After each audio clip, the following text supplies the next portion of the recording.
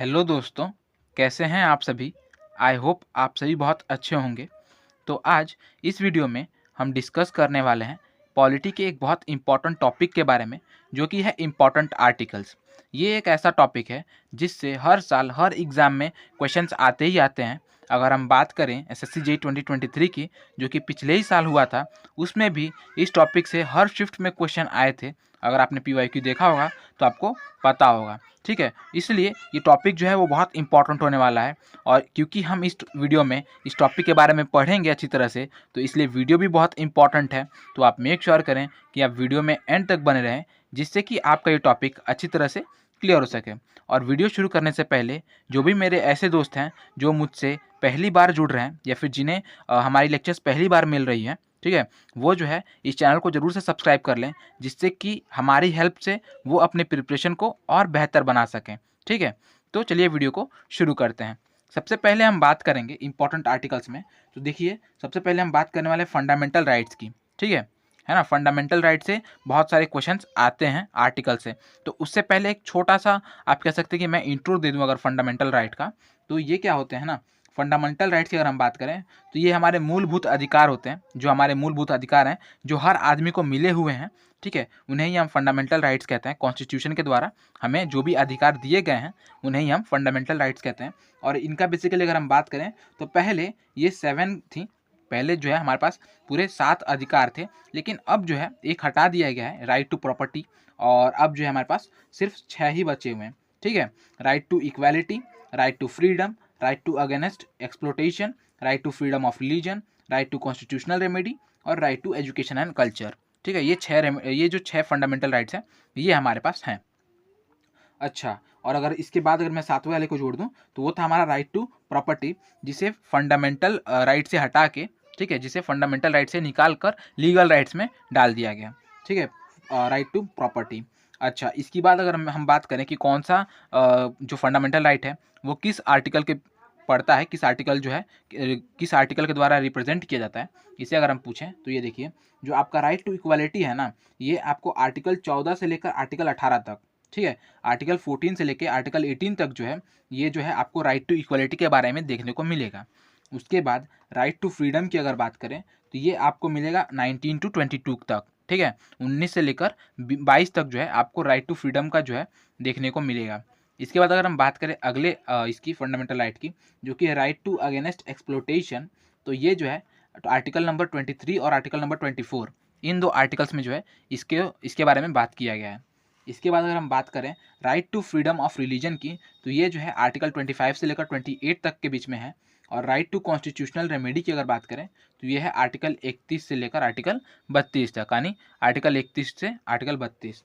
उसके बाद अगर हम बात करें right to education and culture की, ठीक है, right to education and culture की, तो ये जो है आर्टिकल नंबर 29 और 30 में है। बेसिकली अगर हम बात करें तो सबसे पहले आप मतलब कॉन्स्टिट्यूशन में तो right to education and culture पहले है, मतलब कि 5वें नंबर पे है, और राइट टू कॉन्स्टिट्यूशनल रेमेडी जो है वो 6वें नंबर पे, मतलब कि कुल मिलाकर के इन दोनों का जो नंबर है वो आगे पीछे हो गया है मुझसे। ठीक है, आप यहाँ पे भी देख सकते हैं 29 और 30 जो है आपका ऊपर होगा, उसके बाद 31 और 32 आपका यहाँ पे होगा।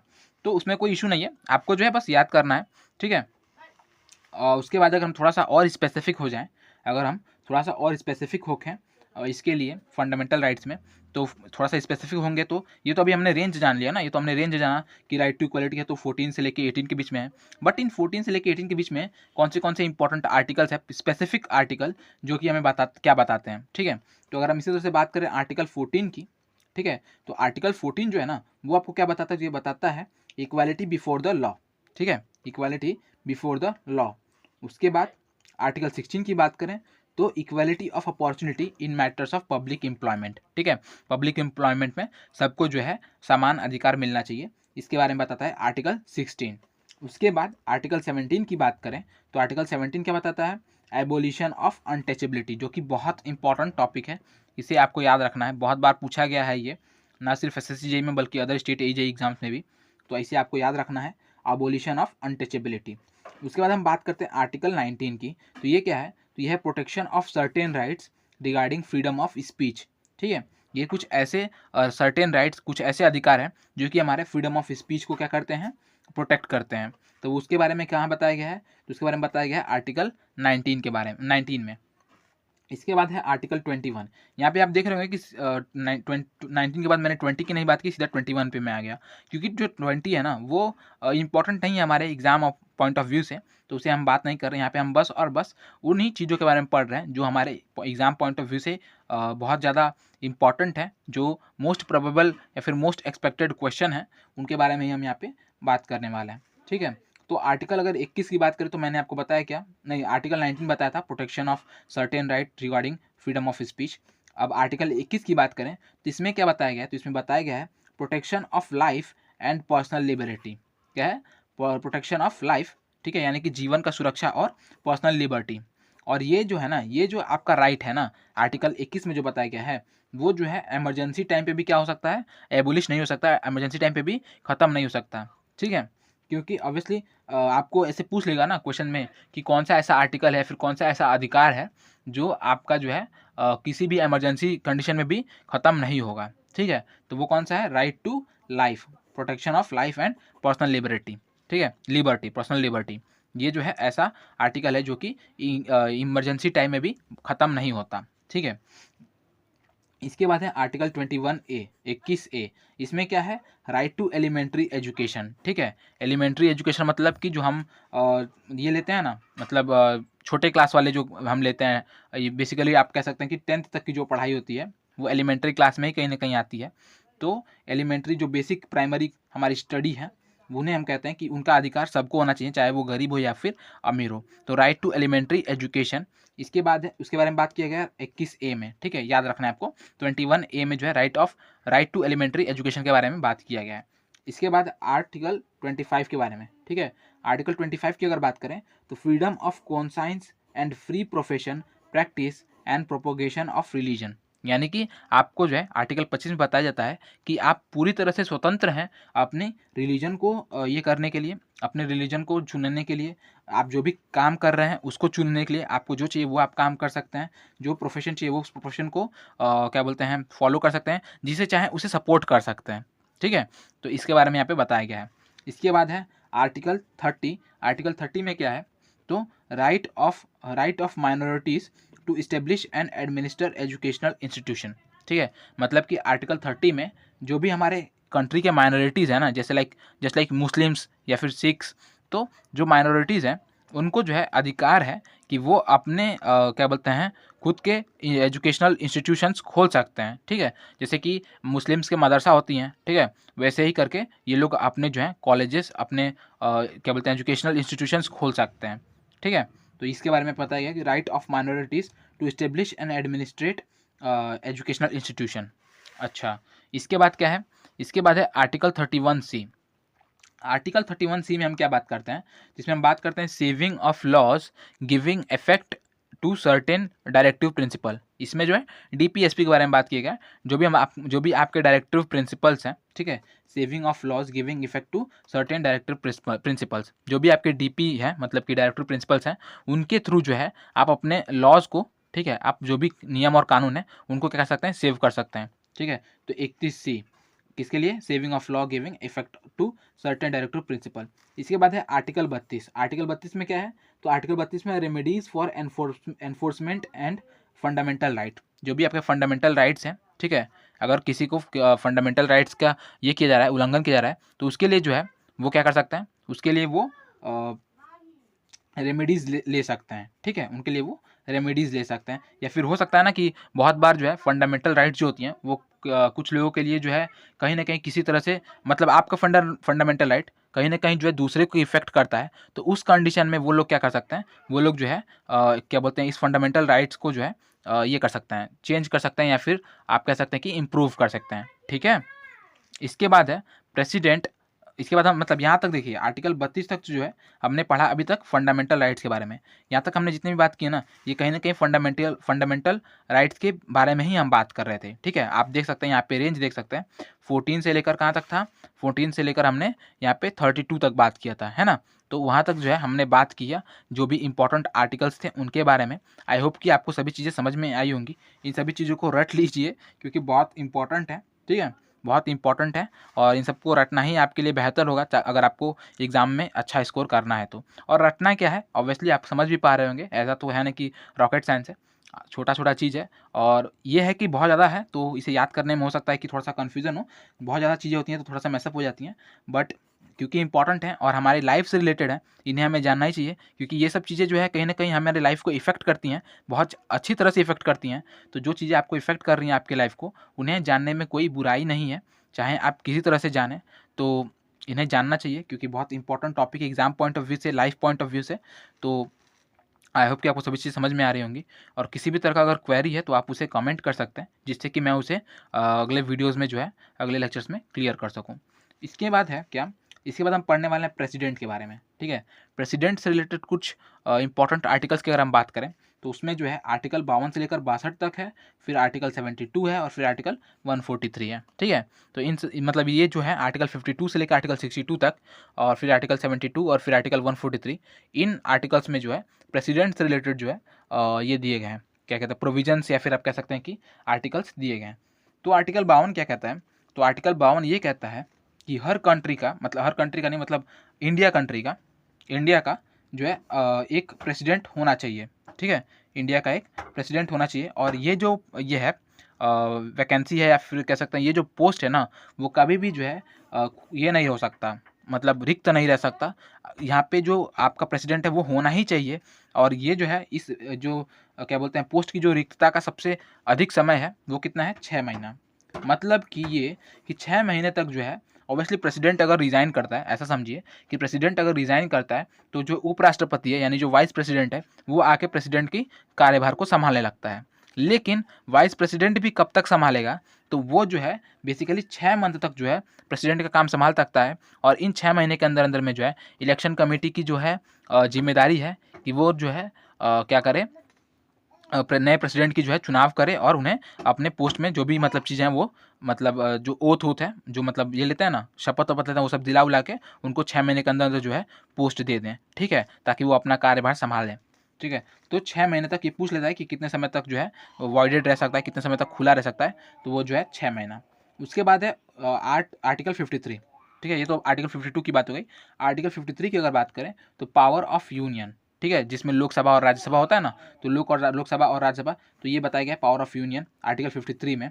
उसके बाद आर्टिकल 54 की अगर बात करें तो इसमें प्रेसिडेंट के इलेक्शन के बारे में बताया गया है कि जो प्रेसिडेंट होगा वो इलेक्टेड होगा, सिलेक्टेड नहीं होगा, ठीक है? चुनाव किया गया होगा, मतलब उन्हें चुना जाएगा बहुत सारे लोगों के द्वारा, ठीक है? ऐसा नहीं कि किसी को उठाया और किसी को रख दिया।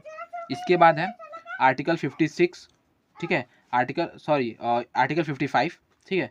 आर्टिकल 55 में क्या बताया गया है, तो आर्टिकल 55 में प्रेसिडेंट के इलेक्शन प्रोसीजर के बारे में बात की गई है। कहाँ पे? आर्टिकल 55 में। इसके बाद आर्टिकल 56 की बात करें तो इसमें जो भी प्रेसिडेंट है उनके ऑफिस टर्म की बात की गई है, तो वो कितना होता है, 5 साल। 5 साल तक जो है आपका कोई प्रेसिडेंट जो है वो वहाँ पे रह सकता है, वर्क कर सकता है इतने पोस्ट तक, इतने मतलब इस पोस्ट पे। उसके बाद आर्टिकल 57 की अगर बात करें तो वो है प्रोविज़न ऑफ री इलेक्शन। क्या है? प्रोविज़न ऑफ री इलेक्शन, है ना? जैसा कि मैंने आपको बताया कि री इलेक्शन कराना पड़ेगा अगर रिज़ाइन कर दिया तो 6 महीने में री इलेक्शन करके फिर जो है नए प्रेसिडेंट को जो है उनके पोस्ट दे दी जाती है कार्यभार संभालने के लिए। तो वही बात बताया जा रहा है कि प्रोविज़न ऑफ री इलेक्शन के बारे में कि री इलेक्शन जो है वो किस तरह से होता है, उससे रिलेटेड क्या-क्या इंपॉर्टेंट पॉइंट्स हैं उनको जो है बताया गया है आर्टिकल 57 में।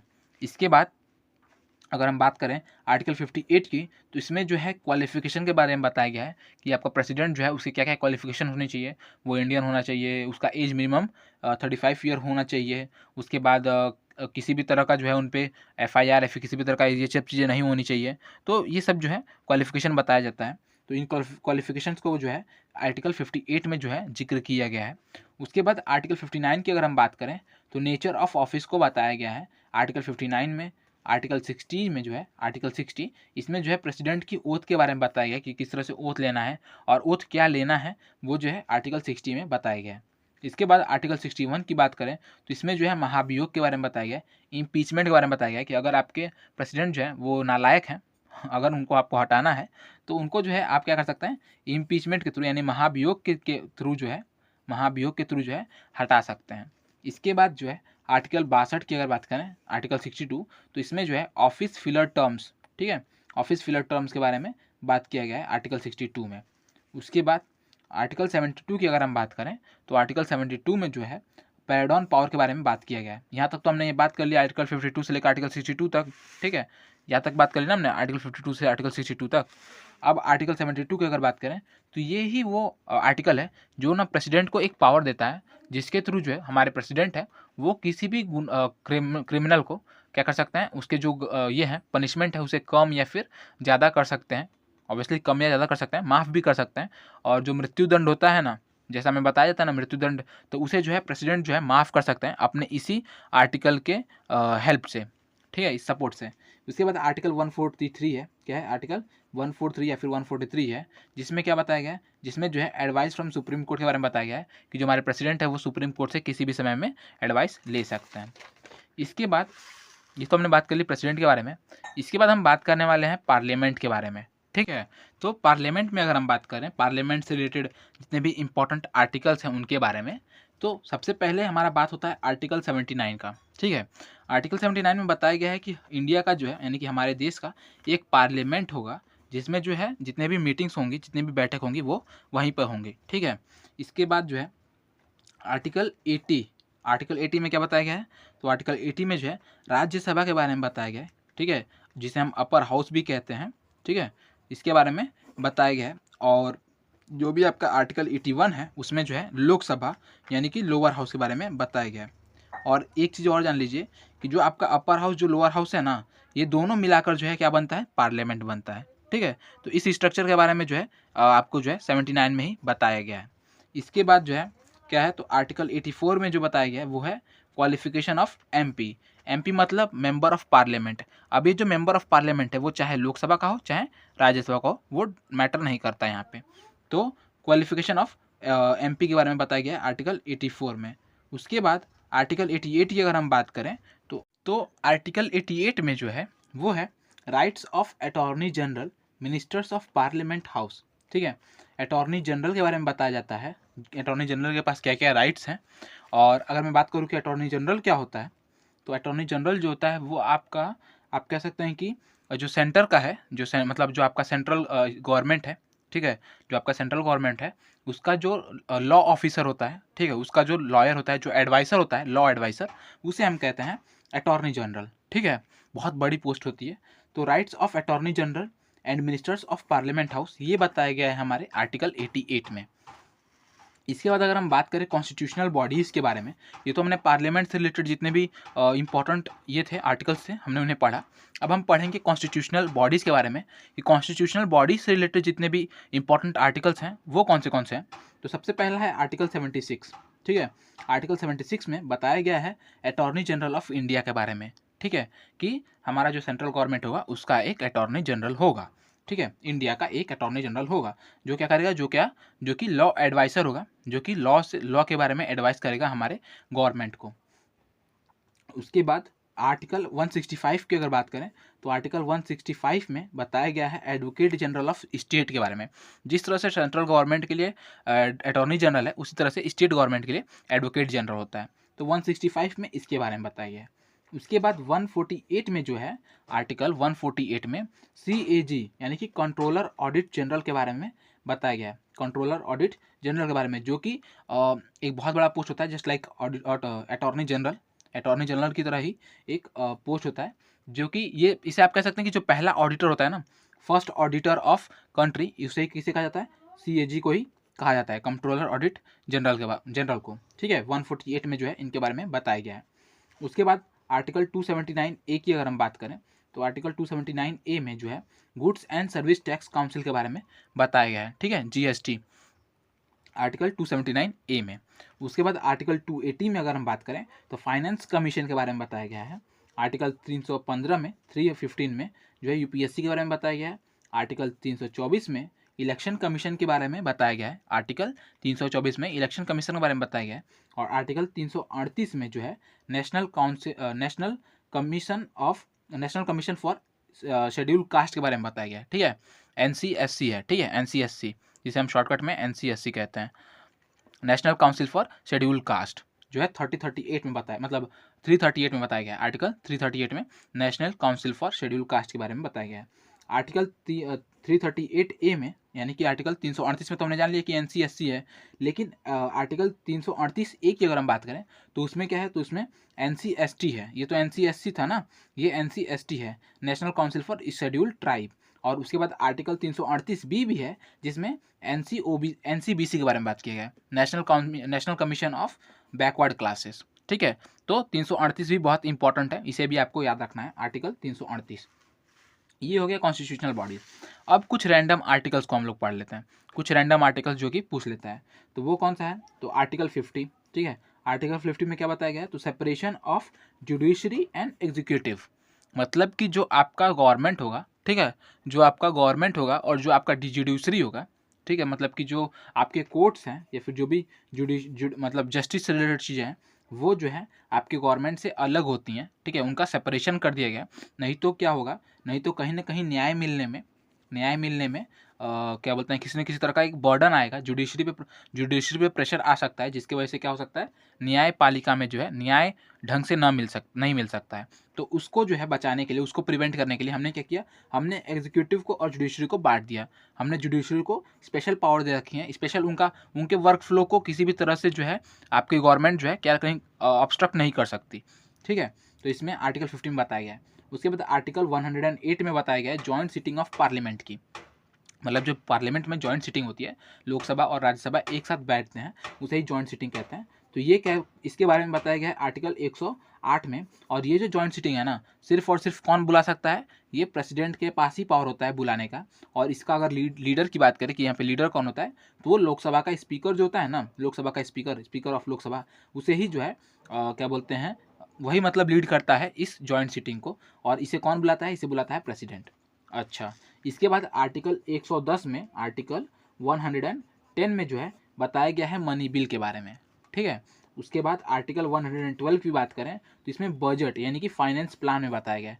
एक चीज़ यहाँ पे आप नोट करिएगा कि जो बजट वर्ड है ना, वो हमारे आर्टिकल कह रहा हूँ मैं, वो हमारे कॉन्स्टिट्यूशन में कहीं भी ऐसे बजट जो शब्द है ना, वो यूज़ नहीं किया गया है, फाइनेंस प्लान ही यूज़ किया गया है। तो अगर आप कभी यहाँ से देखें, अगर ऐसा कोई क्वेश्चन आता है तो उसे आप देख लेना। और उसके साथ साथ जहाँ पे बजट की जगह पे फाइनेंस प्लान हो, तो वहाँ पे कंफ्यूज मत होइएगा, दोनों बात एक ही कर रहा है। ठीक है, बजट या फिर फाइनेंस प्लान एक ही बात होता है, बट इसका यूज़ नहीं हुआ है कॉन्स्टिट्यूशनल में, और इसका यूज़ हुआ है। ठीक है, तो ऑफिशियल वर्ड यही है, फाइनेंस प्लान। तो 112 में जो है इसके बारे में बताया गया है। उसके बाद 117 में, आर्टिकल 117 में जो है फाइनेंशियल बिल के बारे में बताया गया है। और फिर आर्टिकल 222 में, यानी कि आर्टिकल 222 में जो है ट्रांसफ़र ऑफ हाई कोर्ट के बारे में बताया गया है, हाई कोर्ट जज। ठीक है, जो भी मतलब जजेस हैं, ठीक है, जो भी आपके हाई कोर्ट के जजेस हैं, उनका ट्रांसफ़र हो जाता है, तो वो जो है आर्टिकल 222 में बताया गया है। उसके बाद कुछ रिट्स के बारे में अगर मैं रिट्स की बात करूँ, आपने सुना होगा रिट्स क्या होती है ना, तो ये कुछ स्पेशल पावर्स होती हैं जो भी हमारे सिटीजन्स होते हैं कंट्री के, उन्हें या फिर जो भी पब्लिक को दी जाती हैं, कुछ स्पेशल रिट्स, जिन्हें मैं आगे बताऊँगा आपको, जिनमें ये टोटल 5 रिट्स होती हैं। ठीक है, जिनके थ्रू जो है आपको स्पेशल पावर मिला हुआ है।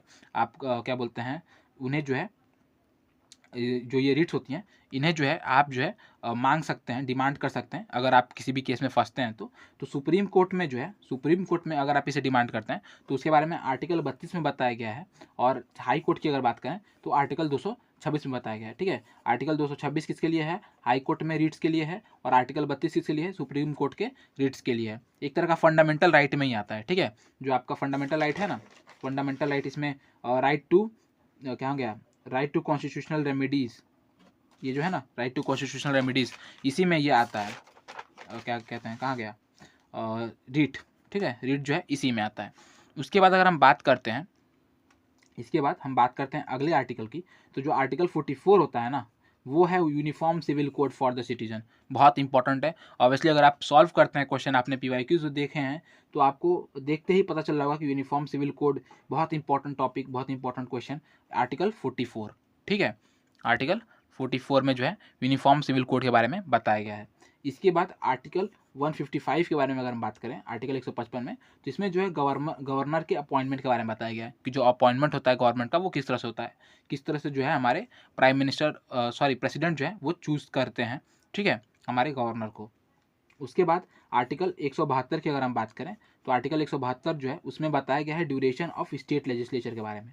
ठीक है, ड्यूरेशन ऑफ स्टेट लेजिस्लेचर के बारे में बताया गया है हमारे आर्टिकल 172 में। स्टेट लेजिस्लेचर की अगर बात करें तो जैसे हमारे सेंटर में हमारा है ना लोकसभा और राज्यसभा, उसी तरह से राज्य में क्या होता है, राज्य में जो है आपका लेजिस्लेटिव असेंबली और लेजिस्लेटिव काउंसिल होता है, ठीक है, विधानसभा और विधान परिषद, ठीक है, तो वो यहाँ पे होता है। तो उसके ड्यूरेशन के बारे में बताया गया है यहाँ पे आर्टिकल 172 में। उसके बाद आर्टिकल 214 की अगर बात करें तो आर्टिकल 214 में जो है स्टेट्स के हाई कोर्ट के बारे में बताया गया कि हर स्टेट का जो है हाई कोर्ट होना चाहिए, और जो भी मतलब जितने भी आपके हाई कोर्ट्स हैं उनके बारे में जो भी मतलब हाई कोर्ट से रिलेटेड जितने भी प्रोविजंस हैं वो दी गई हैं आर्टिकल 214 में, ठीक है। उसके बाद आर्टिकल 243 के की अगर हम बात करें तो आर्टिकल 243 के में जो है इलेक्शन ऑफ द पंचायत के बारे में बताया गया है। उसके बाद आर्टिकल 330 में reservation of seats for SC and ST in the house of the people के बारे में बताया गया है, ठीक है। हाउस ऑफ द पीपल जो है वहाँ पे SC और ST के जो सीट्स हैं उन्हें रिजर्व करना, रिजर्वेशन जो है उनका रिजर्वेशन जो है आर्टिकल 330 के बारे में बताया गया है। उसके बाद आर्टिकल 335 में जो है claims of SC ST to service and post में, मतलब कि जो भी आपके पोस्ट या फिर जो भी अधिकारी पद या फिर अधिकारी पद होते हैं उनको जो है उन पे जो है SC और ST का जो है क्या बोलते हैं अधिकार है, और उनको भी कुछ सीट्स मिलनी चाहिए, उस पर भी जो क्लेम है वो उन्हें बताया गया है आर्टिकल 335 के थ्रू। Article 335 claims of SC ST to service and post. उसके बाद है आर्टिकल 48A, ठीक है, आर्टिकल 48A इसमें जो है protection and improvement of environment के बारे में बात किया गया है। उसके बाद आर्टिकल 370 जो कि बहुत इंपॉर्टेंट है, आपने सुना होगा। आर्टिकल 370 किससे रिलेटेड है, तो जम्मू एंड कश्मीर से रिलेटेड है, जो कि एक स्पेशल स्टेट के तौर पे जो है इंक्लूड किया गया था, इस्टेब्लिश किया गया था हमारे इंडिया में, जिसे कि अब जो है हटा दिया गया है, ठीक है, मतलब स्पेशल स्टेट के दौरे से हटा दिया गया है। अब ये एक नॉर्मल स्टेट है जम्मू एंड कश्मीर का, और ये जो आर्टिकल 370 है इसे भी आपने कह सकते हैं कि आधी तरह से पार्शियली रिमूव किया गया है, ठीक है, पार्शियली रिमूव कर दिया गया है। आर्टिकल 35A की अगर हम बात करें तो आर्टिकल 35A में जो है जम्मू एंड कश्मीर के कॉन्स्टिट्यूशन के बारे में बात किया गया है, ठीक है, जिसे रिमूव कर दिया गया है अब। अच्छा, इसके बाद इमरजेंसी की अगर हम बात करें, इमरजेंसी केसेस की, तो इंडिया में बेसिकली 3 तरह से इमरजेंसी केसेस हो सकती हैं। पहला, इंडिया में नहीं मतलब कहीं भी, तो इमरजेंसी केस की अगर हम बात करें तो पहला नेशनल इमरजेंसी, ठीक है, दूसरा स्टेट इमरजेंसी, और तीसरा फाइनेंस इमरजेंसी। जो नेशनल इमरजेंसी होती है ना उसमें क्या होता है, कोई वॉर का कंडीशन हो गया, युद्ध होने लगा, तो उस समय जो है राष्ट्रीय आपातकाल जो है आ जाती है, जो कि आर्टिकल 352 में बताया गया है, ठीक है, आर्टिकल 352 में इसके बारे में बताया गया है। उसके बाद स्टेट इमरजेंसी की अगर बात करें तो उसमें जो है प्रेसिडेंट राज लग जाता है, मतलब प्रेसिडेंट जो है उस मतलब जो आपके CM होते हैं ना उन्हें हटा दिया जाता है, और क्या बोलते हैं वो जो भी काम होता है स्टेट का वो प्रेसिडेंट के अंडर में होने लगता है, तो उसे हम स्टेट इमरजेंसी कहते हैं। आर्टिकल 356 में इसके बारे में बताया गया है। उसके बाद फाइनेंस इमरजेंसी की बात करें तो फाइनेंस इमरजेंसी मतलब क्या होता है, वित्तीय आपातकाल, मतलब पैसा नहीं है आपके पास अब और आप पूरी तरह से कंगाल हो चुके हैं, तो उसके जो है आर्टिकल 360 में जो है इस इमरजेंसी के बारे में बताया गया है। तो ये टोटल इतने इंपॉर्टेंट आर्टिकल्स थे, ठीक है, इतने इंपॉर्टेंट आर्टिकल्स थे जो हमें याद होने चाहिए एग्जाम के लिए। ऑब्वियसली मुझे लगता है कि थोड़े से ज़्यादा या फिर कुछ उतने भी ज़्यादा नहीं है। आप अगर रोज़ मत कुछ करिएगा, याद नहीं करना आपको, रोज़ बस एक बार लेके रीड आउट करना है, ठीक है, इस तरह से भी याद हो जाएगा। तो इसे आपको ध्यान में रखना है क्योंकि बहुत इंपॉर्टेंट टॉपिक है, इससे हर साल क्वेश्चन आते हैं, बताने की ज़रूरत नहीं है, आपको पता होगा, तो इसे आप ध्यान से देखिएगा। आई होप कि आप इसे शॉर्ट नोट्स में अपने ज्वाइन करते चल रहे होंगे, शॉर्ट नोट्स बनाते चल रहे होंगे। और अगर अभी तक आपने चैनल को नहीं सब्सक्राइब किया तो चैनल को भी सब्सक्राइब कर लें, जिससे कि आप भी हमारे इस चैनल से जुड़ सकते हैं और अपने प्रिपरेशन को और बेहतर बना सकते हैं। साथ ही साथ व्हाट्सएप ग्रुप और टेलीग्राम चैनल से अगर अभी तक आप नहीं जुड़े तो वहाँ भी जुड़ जाइए, जिससे कि आपका और मेरा इंटरेक्शन और बेहतर हो सकता है, ठीक है। तो ये था आज की वीडियो में। आई होप कि आपको सभी चीज़ें समझ में आई होंगी। कोई भी क्वेरी हो तो आप कमेंट करें, जिससे कि अगले वीडियो में मैं उसे क्लियर आउट कर सकूँ। तो आज की वीडियो में इतना ही। Keep watching, keep learning, thank you.